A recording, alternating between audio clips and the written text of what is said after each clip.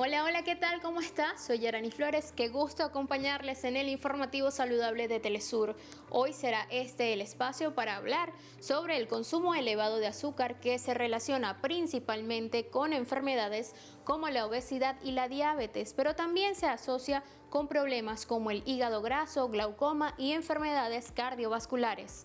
A lo largo de los años ha quedado más claro el daño que los alimentos ricos en azúcar pueden causar en nuestra salud, ya que ofrecen un alto aporte calórico con una baja contribución de nutrientes esenciales. Lo desarrollamos más adelante, vamos primero a revisar lo más destacado de esta semana en materia de salud.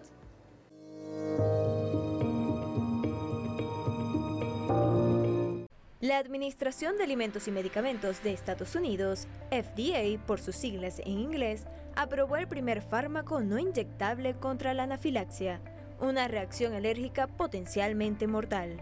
Neffy es un aerosol de epinefrina aplicado en las fosas nasales.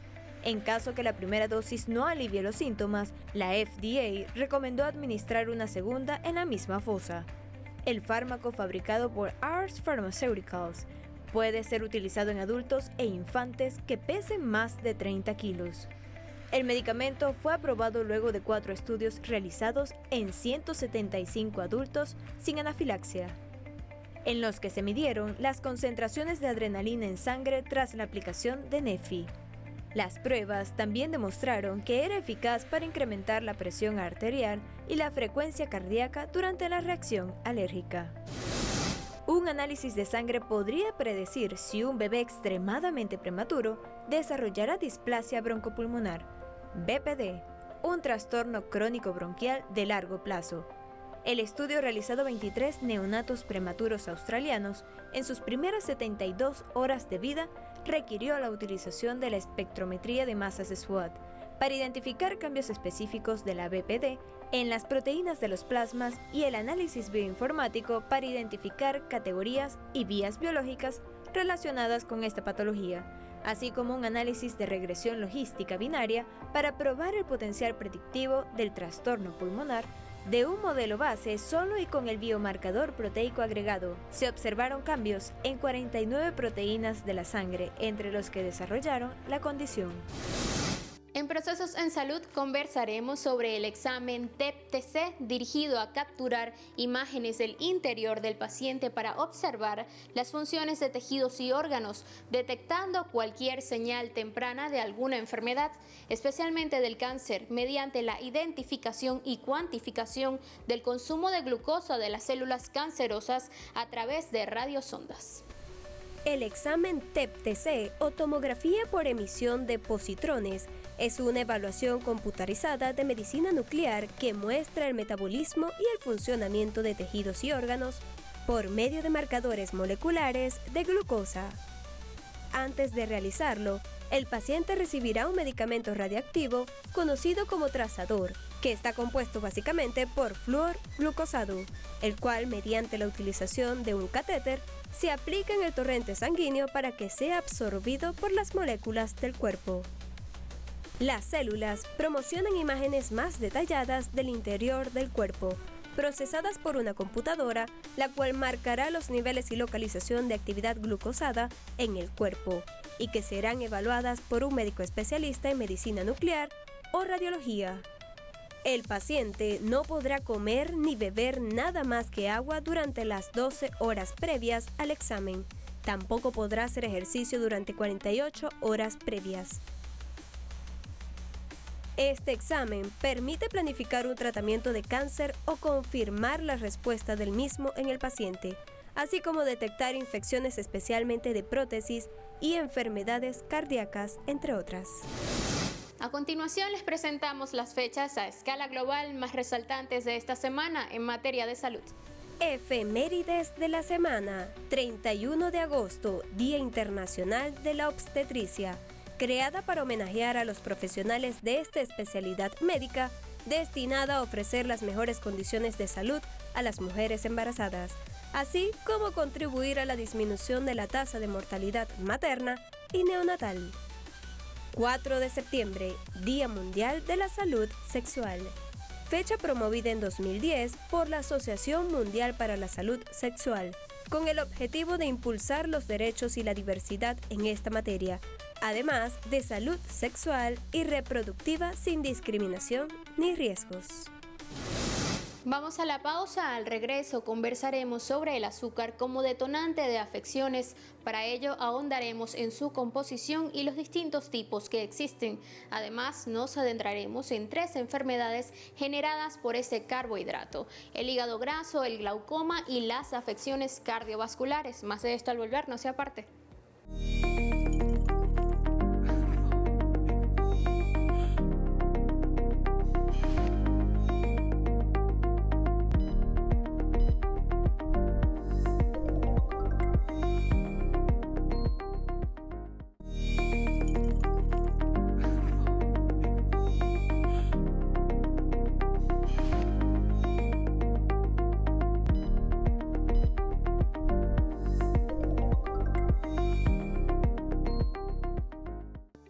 Estamos de vuelta en el informativo saludable de Telesur. El azúcar representa un gran problema de salud mundial debido a su alto consumo, el cual está relacionado con diversas enfermedades. La Organización Mundial de la Salud recomienda limitar su ingesta a menos del 10% del total de calorías. El azúcar se extrae principalmente de la remolacha azucarera y la caña de azúcar, siendo esta última responsable de al menos 70% de la producción total. Este carbohidrato, conocido como sacarosa o azúcar común, está compuesto por una molécula de glucosa y una de fructosa. Dicho esto, entramos en materia y aquí le ampliamos.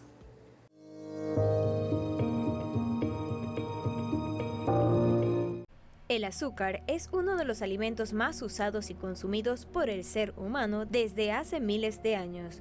Existen distintos tipos. El más común es el blanco o de mesa, que es científicamente conocido como sacarosa, ya que contiene 99,5% de este componente.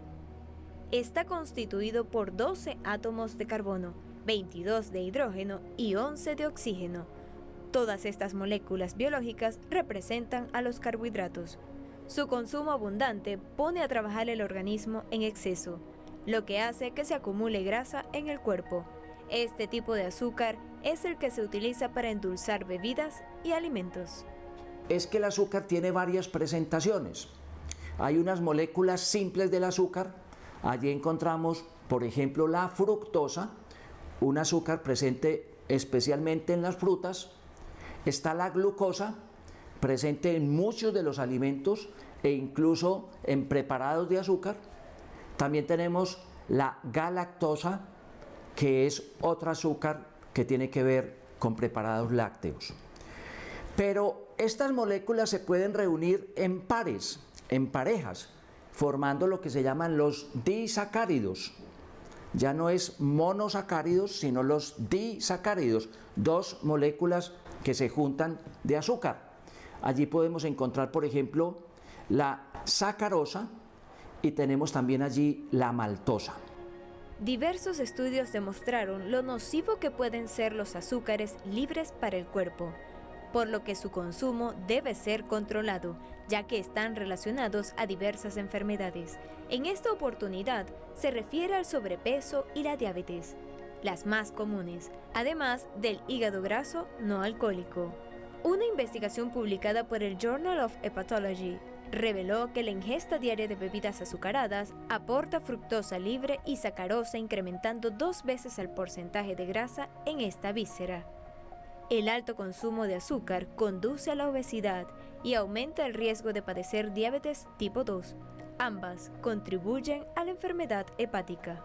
Y el otro, que es el más frecuente de hígado graso, es por el aumento en el consumo de azúcares y de almidones, especialmente por el aumento en el consumo de fructosa proveniente del azúcar o proveniente de fuentes sueltas, como te decía ahorita, del jugo de fruta. ¿Por qué?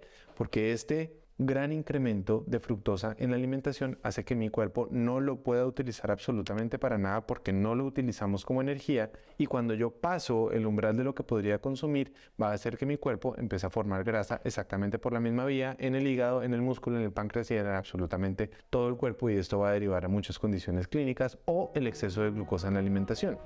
En el caso del glaucoma, es una enfermedad causada por el exceso de presión en los ojos. Esta puede dañar el nervio óptico conectado al cerebro.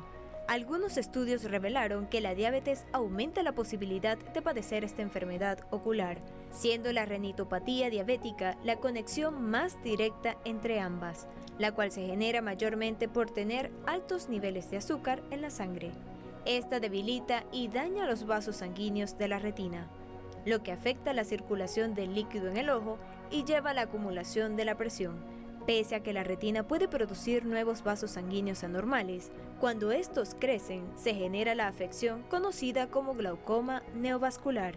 El glaucoma se caracteriza porque aumenta la presión intraocular, la presión adentro del ojo, y esto hace que se dañe el nervio óptico, pero es de progresión crónica. La diabetes y el glaucoma están muy relacionadas. De hecho, las personas que tienen diabetes tienen 1.5 veces más riesgo que una persona que no tiene diabetes de desarrollar glaucoma.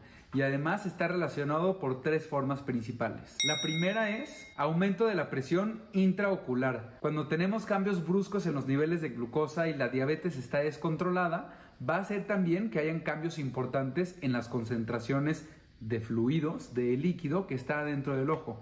Y esto va a alterar la presión dentro del ojo. Según investigaciones recientes, las personas que consumen grandes cantidades de azúcar son más propensas a sufrir enfermedades cardíacas, tales como cardiopatía coronaria, insuficiencia cardíaca, arritmias, arteriopatía periférica, presión arterial alta, enfermedades de las válvulas cardíacas, cardiopatía congénita o un accidente cerebrovascular. Estas suelen ocurrir debido a la aterosclerosis o endurecimiento de las arterias, gracias a la acumulación de la grasa y el colesterol en las arterias, lo que con el pasar del tiempo estrecha los vasos sanguíneos. Un exceso de alimentos dulces o de azúcares sencillos hacen aumentar los triglicéridos. Acabamos de decir que sería uno de los factores de riesgo de enfermedades cardiovasculares. Por eso se vigilan siempre en las analíticas de sangre. Ese aumento de los triglicéridos sucede porque ese exceso de azúcares que no somos capaces de consumir o de quemar, de utilizar como fuente de energía, se transforman en el hígado en triglicéridos, porque es la forma en la que nuestro cuerpo puede almacenarlos en los depósitos de grasa.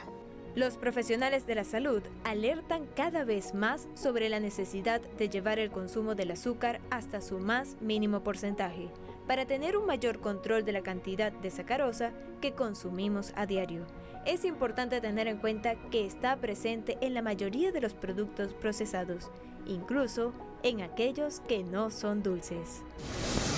Cada año se producen en el mundo más de 160 millones de toneladas métricas de azúcar, siendo Brasil e India las naciones de mayor producción. Este carbohidrato esconde tras él una serie de mitos. Por eso en este segmento te acercamos algunos datos curiosos que podrían aclarar muchas dudas sobre él y su consumo.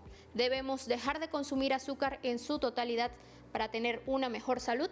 ¿O el cuerpo requiere al menos un porcentaje de ella? Veamos. Para 2022-2023 se consumieron en el mundo 176 millones de toneladas de azúcar, cifra récord que podría superarse este año según el Departamento de Agricultura de Estados Unidos.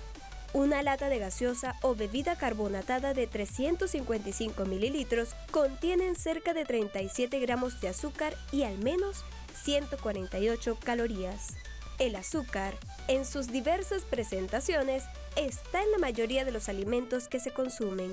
No todas las azúcares son iguales. Se dividen en monosacáridos, integrados por la glucosa, fructosa y galactosa.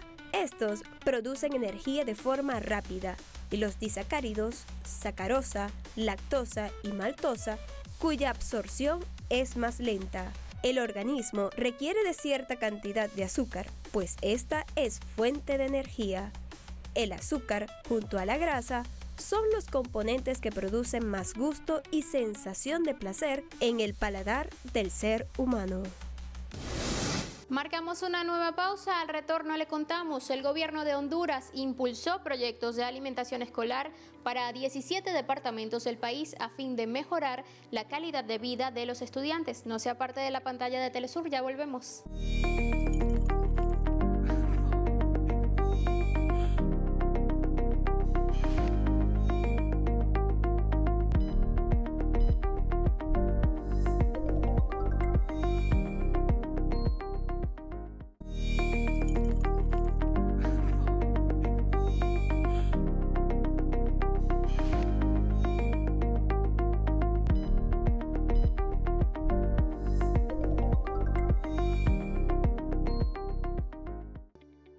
Estamos de vuelta en Guía tu Cuerpo y nos ubicamos en Honduras. El gobierno de este país puso en funcionamiento nuevos proyectos dentro del Programa Nacional de Alimentación Escolar 2024 con alcance a 1.300.000 estudiantes de zonas rurales y urbanas en garantía de la seguridad alimentaria nutricional para además elevar los índices de permanencia y rendimiento académico de los escolares.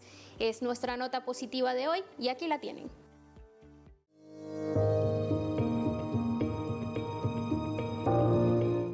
Esta iniciativa se implementa en 17 departamentos del país, atendiendo a estudiantes de educación prebásica, básica y tercero de ciclo, con el objetivo de proporcionar a los niños y niñas una ración alimentaria en centros educativos gubernamentales. Desde la Secretaría de Educación, la Presidenta de la República, Xiomara Castro, ha impulsado el proyecto de alimentación escolar más importante de los últimos 30 años del Sistema Educativo Nacional, ampliando la alimentación escolar a la educación prebásica y ampliándolo también al 7º, 8º y 9º grado, lo cual nunca se había abarcado en los programas de alimentación escolar. Esto ha permitido que más de 1.222.000 jóvenes y niños sean atendidos con una ración de alimentos seca en cada centro educativo. De los 23.000 centros educativos que tiene el Estado de Honduras, este proyecto dio inicio para mejorar la calidad de vida de los infantes y reducir los índices de ausentismo, deserción escolar, sobreedad, entre otros propósitos, hacia donde se encamina la actual administración.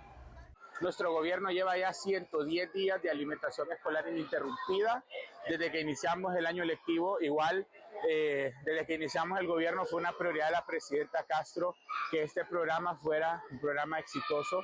Y gracias al trabajo conjunto que hacemos con el Programa Mundial de Alimentos, la CRS y otras organizaciones que se suman en todo el país a apoyar, pues es uno de los programas líderes en América Latina.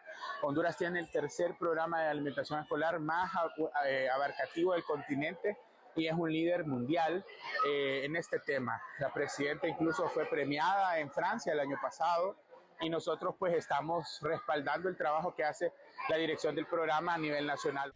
Autoridades de los centros educativos consideran que esta merienda escolar es de gran aporte para los estudiantes, ya que mediante comedores se les brinda un menú balanceado. Puedo también agradecer a las autoridades del gobierno actual que nos han apoyado mucho. El tema de matrícula gratis, el tema de merienda escolar es fundamental, ya que tenemos un comedor infantil donde nuestros niños meriendan todos los días. Aquí no hay niño que no meriende, pero puedo reconocer que el Estado, al mantenernos con los alimentos básicos como ser maseca, aceite, frijoles, arroz, son como los alimentos básicos que los conjugamos con otros complementos para que podamos tener una dieta balanceada con los niños. Arrocito con pollo, chapsui, sopita de pollo, sopita de costilla de res con frijoles, se le da catrachitas, pastelitos, tortitas, o sea que ahí nosotros vamos viendo a ver qué les damos. El gobierno de la República de Honduras, para asegurar este programa de alimento que sea sostenible y accesible para todos los niños y niñas, está impulsando las cajas rurales, el crédito productivo, el acompañamiento técnico, entre otros programas. Para Telesur les informó desde Honduras, Vilma Aceituno. Revisemos ahora lo que nos trae la medicina natural para el buen vivir. El nopal, una planta de la familia de las cactáceas, es conocida por ayudar a regular la glucosa en sangre, por lo que su consumo habitual, junto a la disminución de la ingesta de azúcar, ayudará a prevenir complicaciones relacionadas con este hidrato de carbono.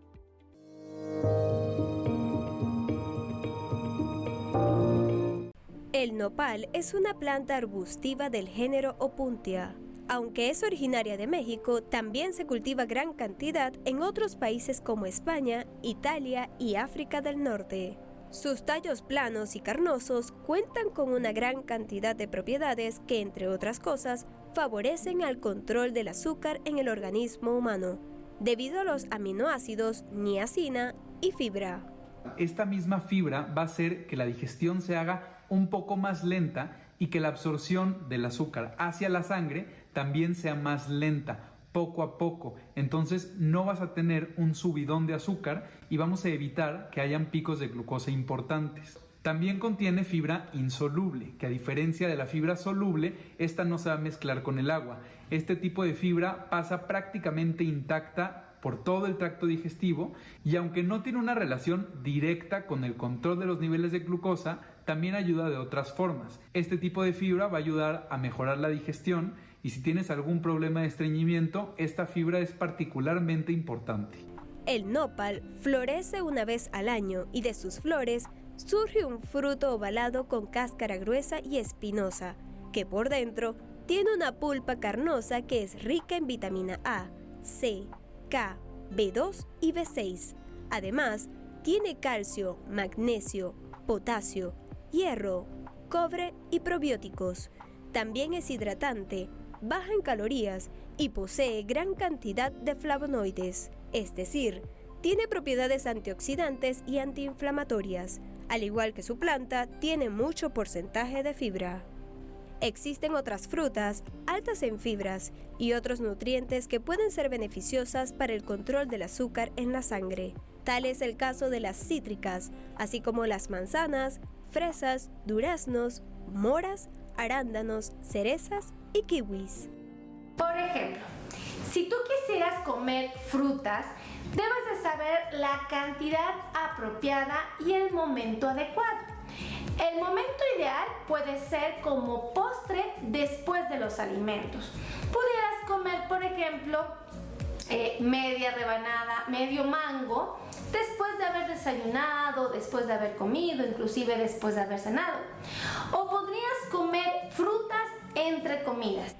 En cuanto a los frutos secos y las oleaginosas, como por ejemplo el maní, merey, avellana, almendra y nuez, su porcentaje de carbohidrato es menor a todas las frutas, convirtiéndose en una importante fuente de grasa saludable, por lo que no generan problemas de azúcar, siempre que no tengan contacto con este componente.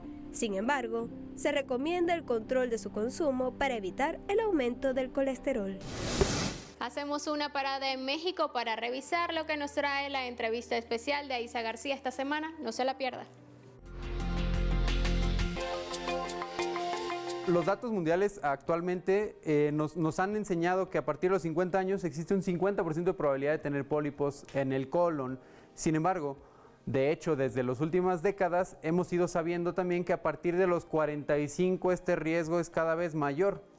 Desde el 2021 hasta la fecha, se ha recomendado que empecemos nuestra prueba de vigilancia de pólipos en el colon a partir de los 45 años.